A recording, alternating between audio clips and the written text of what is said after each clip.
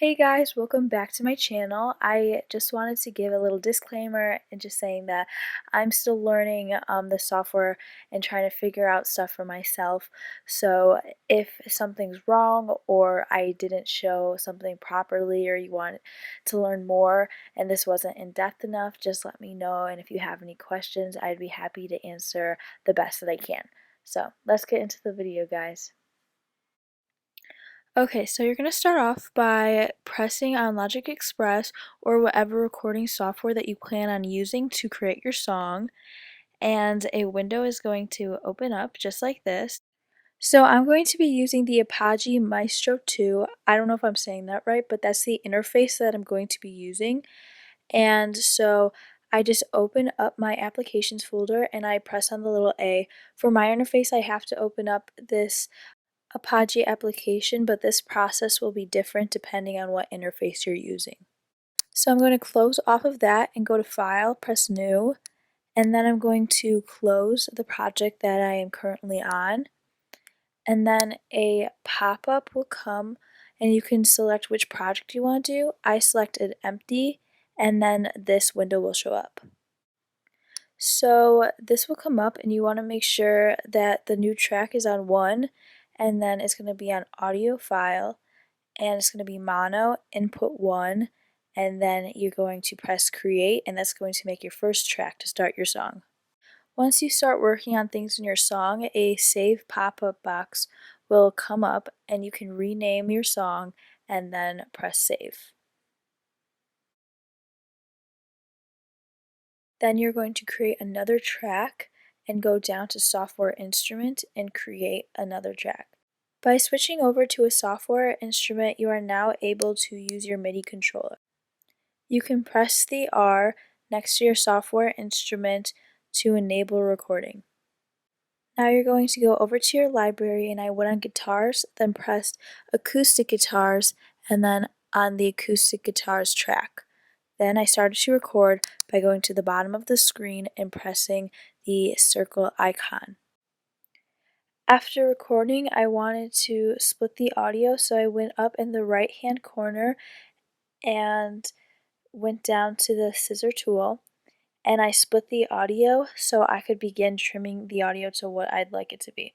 Then I went back up to the right hand corner and pressed on the pointer tool. Then I clicked on the audio I didn't want and pressed the delete button to remove it, and then I slid over the audio to the beginning of the timeline.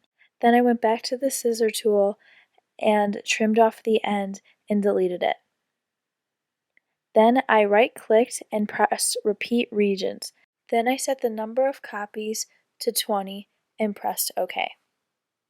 By doing this, now I don't have to repeat the same instrumental part over and over again. It is automatically there for me. Now I'm going to create a new track just like I did before. Then I'm going to go over, click on bass, then acoustic bass, and then acoustic bass filter. Then I went down to the bottom and I clicked on score.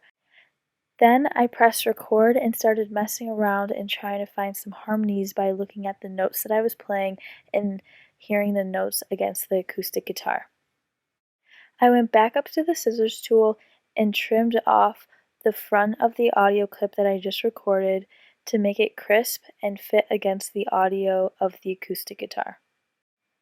Then I'm going to go back up to the right hand corner and click on the pointer tool, delete that front section to line up with the first acoustic guitar audio. Then I right-clicked and pressed Repeat Regions again, and it was already set to 20, and I pressed OK. Then I pressed the plus button and created another track. I pressed Record Enable, and I went over to Pop Strings and then Chandelier String Ensemble. Then I pressed record and started to mess around to see what kind of melody or harmony I wanted against the instruments I already had. I repeated the same steps that I used for the other instruments. I trimmed up the audio and moved it to the front of the song. Then I went up to the plus and created a new track. Then I went over to acoustic pianos and then pressed Studio Pop Piano.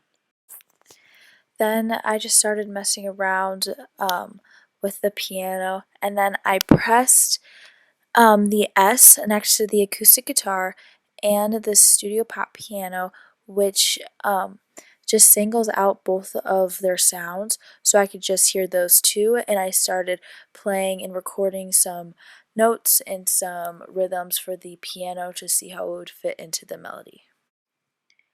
I trimmed up the audio and deleted the front section just like I did for the other regions, and then I slid the main audio to the front of the song. Then I copied the region and I moved it down to a different measure instead of copying the regions. The reason I did this was because I didn't think it would flow right one after the other. So this part was kind of confusing and it's kind of hard to explain, but basically I split it up and I just moved it around to just the way that I'd like it.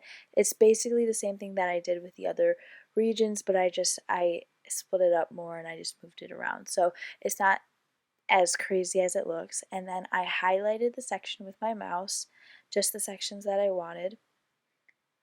And then I went up to the top where it says merge and I clicked the merge button and it merged all of the pieces together.